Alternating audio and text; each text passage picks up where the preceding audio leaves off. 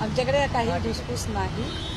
महत्त्वाचं म्हणजे आज बैठकीपेक्षा सुद्धा कालच्या निकालाच्या नंतर काही लोकांना असं मनापासून वाटलं की नाही भेटलं पाहिजे, म्हणून फक्त आणि फक्त आम्ही भेटायला म्हणून आलो होतो।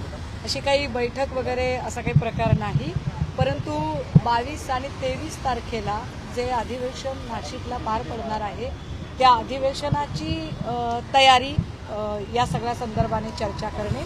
दुसरी गोष्ट अशी की काल जो राहुल नार्वेकरांनी सो कॉल्ड त्यांच्या भाषेतला निकाल लावलेला आहे, कारण निकाल तो दिलाच नाही त्यांनी, तो जो निकाल लावलेला आहे तो निकाल गावागावात लोकांपर्यंत पोहोचला पाहिजे, यासाठीचा काही कृती कार्यक्रम आखता येईल का यावर एक चर्चा होती।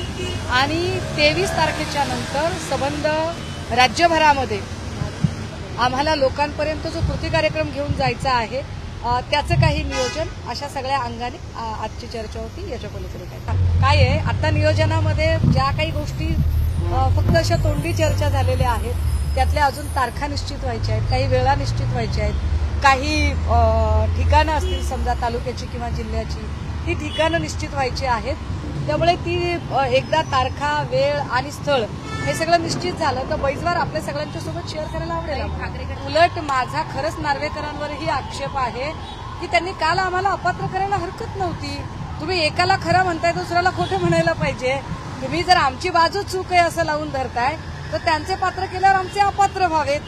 जर तुम्हाला देठालाही दुखवायचं नाही आणि पानालाही दुखवायचं नाही या रीतीने जो काही नार्वेकरांनी निकाल दिलेला आहे, नार्वेकरांचा निकाल म्हणजे ज्याची खावी पोळी त्याची वाजवावी टाळी, भाजपची पोळी खाल्ली आहे त्यामुळे भाजपची टाळी वाजवणं ही नार्वेकरांची अपरिहार्यता आहे। त्यानुसार नार्वेकरांनी निकाल दिला।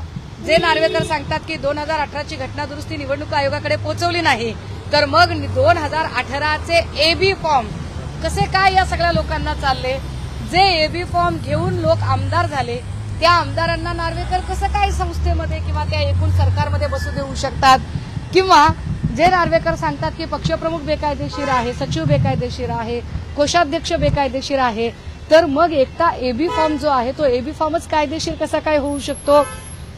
नार्वेकरांनी काल निकाल लावत असताना, त्यांनी निकाल दिलाच नाही, निकाल लावत असताना जी काही विधान परिषदेची गरिमा असते त्या खुर्चीची एका ट्रायब्युनलवर ते बसलेले आहेत आणि त्यावेळेला त्यांनी खरं तर खूप पक्षनिरपेक्ष असं होऊन बोलणं अपेक्षित होतं, परंतु त्यांनी काल ज्या पद्धतीने की मी किती भाजपचा हस्तक आहे, मी कालही असं म्हटलं होतं की नार्वेकर जो निकाल देतील तो बेंचमार्क असेल, जरी आम्हाला त्या निकालाबद्दल उत्सुकता नसली तरी सुद्धा, तर तो बेंचमार्क त्यांनी काल तयार केलाय। बेंचमार्क असा आहे की भाजपच्या वेगवेगळ्या प्रकारच्या फोडाफोडीच्या राजकारणाला अधिमान्यता देण्याचा कार्यक्रम काल नार्वेकरांनी विधिवत पार पाडलेला आहे।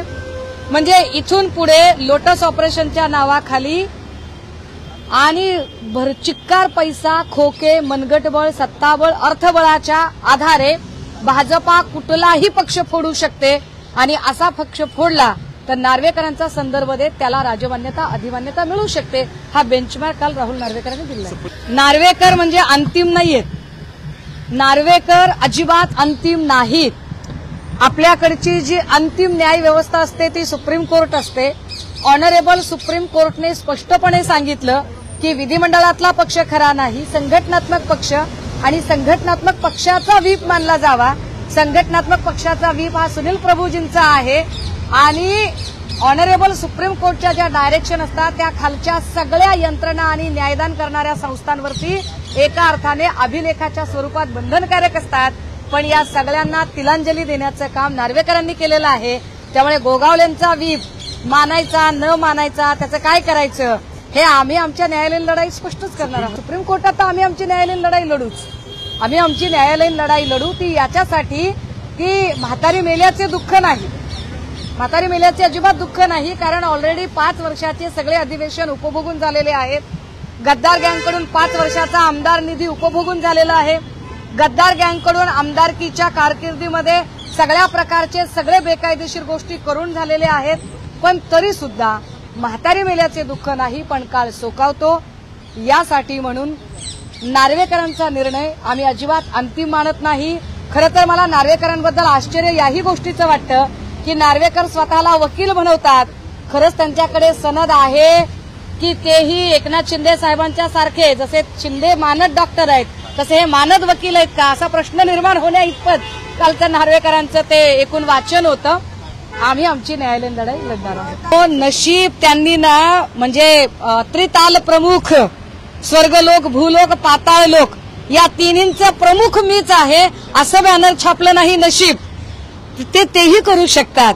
कारण काय असतं माहितीये का, ईडी, सीबीआय, इलेक्शन कमिशन, सगळ्या प्रकारच्या स्वायत्त यंत्रणा, गृह यंत्रणा आणि चिकार खोके या सगळ्यांचा आधार घेत जेव्हा माणसं उभी राहतात तेव्हा आपोआप एका देहबोलीमध्ये मुजोरपणा येतो.